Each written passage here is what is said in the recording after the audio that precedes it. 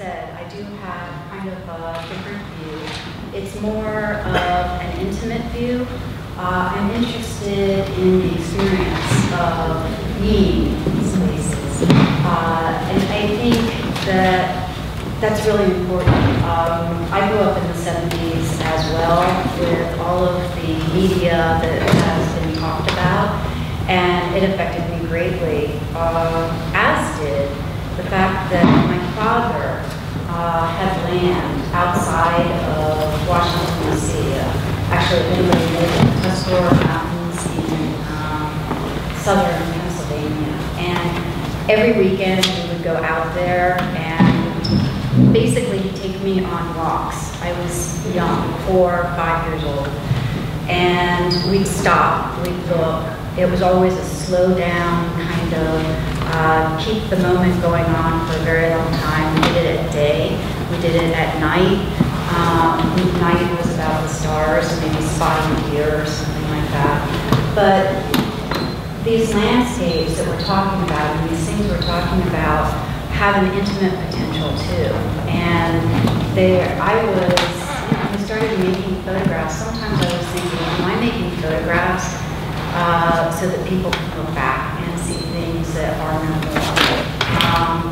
As I went on with my work, what I was trying to do more is basically have in a still photograph the experience that I was having, which between experience and the idea of time I would explain as a moment with quotes around it. I did this in quite a few different places. I'm showing a more of an overview than a specific project that I was working on, because I wanted to show you kind of the etiology of my thought process in relation to moments and in relation to basically simple places and why they're important. This one is actually in Washington, D.C. It's a neighborhood.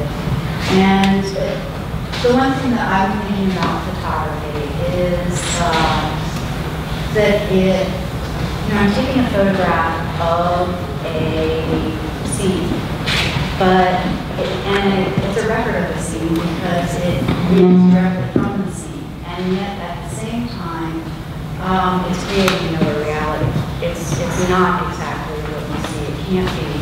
I shot for 17 years in black and white before I started using color in 1992, and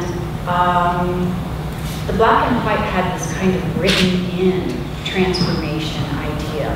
When I got to color, it was closer to what a reality was, and I wanted to continue to show kind of a different experience than what reality is. But at the same time, I wanted to play with it a little bit. So this is from the first book that I did called In Your Dreams. And it, again, is a neighborhood in Washington, D.C. But the way that I kind of tried to anchor the idea of a moment and reality and this not being a reality is I titled these with the dates, the exact date, so that you could see, and it's very real, it's the truth. And so like this one, for instance, is quite a while ago now. It's April 16th, 1994. If you can remember what you were doing, this was also happening. I had actually a dealer at one point that had a daughter on the exact same date as one of my photographs. So very different things going on. The other thing I kind of think about is transformation. I think about familiarity. I like to photograph in places that are very familiar to me. This again is Washington, D.C., but it's also a moment as well. When I started making these, I made them very large. And one of the reasons to make them large, and the pieces themselves were about 69 inches high, but the images were a little bit smaller, about 50. is that I wanted the viewer to actually enter the realm and walk into the realm. I've always had this urge to kind of let it encompass and be the only thing that's in front of a person for a while, so that they could have that maybe moment that I had been experiencing, so I could share it. So this also is Washington, D.C. In D.C. there's quite a few places that are in between. There's suburban area and then the river. In between the houses and the river, there's strips of land, and somebody maintains them. I'm not exactly sure who does, but there'll be little rock benches and things. And I found at one point this whole lawn, the very vast lawn, maybe at length as long as this, and half as wide, and one tulip growing right in the center, and the grass was cut right up to the tulip. So somebody had taken probably shears and cut the grass around the tulip. So it was very cared for, and I really enjoyed that. Then there's the idea of, this is Mana, Italy, which is just south of the Austrian border, so it's up in the Alps. And what's familiar about that? Well, when I went, it was almost as if I was walking into the Grimm's fairy tales, which in their watered down version I had received as a, and been read to as a child, all these stories. And there were castles everywhere and water just coming right off the mountains. Very tended and very static in a certain way, but not wilderness. There were, the valley that Mana is in is down probably about 1,000 feet above sea level, and then the mountains on the side rise up to 6,500 feet above sea level. They almost go directly up. So you have to walk up to a path, and then you walk along the side of the mountain on a path. The only reason the paths are actually there is because of things called walls, W-A-A-L, which are basically irrigation ditches for and a whole irrigation system that's made up for the vineyards and the apple orchards that are terraced along the mountains. Now, the orchards and the vineyards are still there, but it's also now tourist, mainly for German tourists. Or mainly German tourists. So here's a picture of one of the falls. It's actually in the valley itself. But with all I went back 3 times and took photographs during different seasons. But this was the first time that I went and kind of found this place by happenstance. I was following along on somebody else's trip. And it reminded me of Eden. It reminded the apples of the fairy tales and just wanting to show that this place actually existed. It was super real of my photographs already existing, so when I took my photographs it became anyway double super real. So this is also Washington, D.C. One of the things that I found, basically it's been a part of my life, my whole life, and that is I live right next to a park called Big Regional Park. It's a fairly vast park. It's in the middle of suburbia, and there's a small lake or big pond, whatever you want to call it, that I have walked around maybe tens of thousands of times. And I go there with my camera, and it is different every single time. There is absolutely and completely never the same. I used to catch frogs and have those extended moments of my own in this place. Now I use my camera as kind of the adult reason to have the extended moment. And I photographed quite extensively there. This one's from the Between Maple and Chestnut that Bill mentioned in DC. It's I had taken a wrong turn, looking for something, looking for a yoga studio, and I got caught in this place that I could not find my way out of. It's a whole neighborhood cul-de-sac. And as I drove around more, I got to know it a little bit and decided that I actually wanted and needed to come back. So I photographed this for 2 years as well.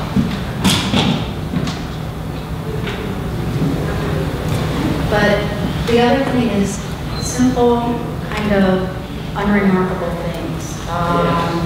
There's things that get passed by a lot. I don't want to pass by, and I want to show that they are there, that they do exist, that there is a tree when the light hits it, is worth sitting in front of for 5 minutes if the light stays long enough for that.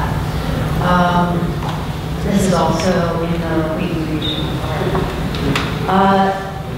So these have been going on, I guess, about 2004 or so, and I started thinking about different ways of portraying the moment, of extending time and sharing that extended time.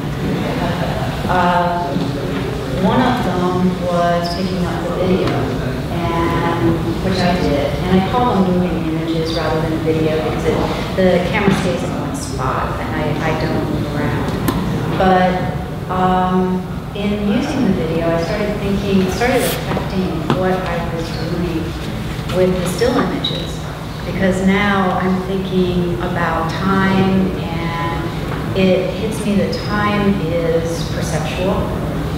We structure it in order to experience things in a certain way, but you know, if it's perceptual and you perceive it slowing down and getting slower and then getting faster, is it really or is it not? So I did a new book. It actually just has been published. I just got notice that it is out, and I've not been able to hold it in my hands yet. It's called Still, spelled with an extra L, for the idea of a reverberation of thought. And there's chapters, 4 different chapters, and each one is an experience of how to see, basically how to look, almost like instructions in looking, or how we gather in a scene. So I'm not going to talk during this so that you can kind of sit through it.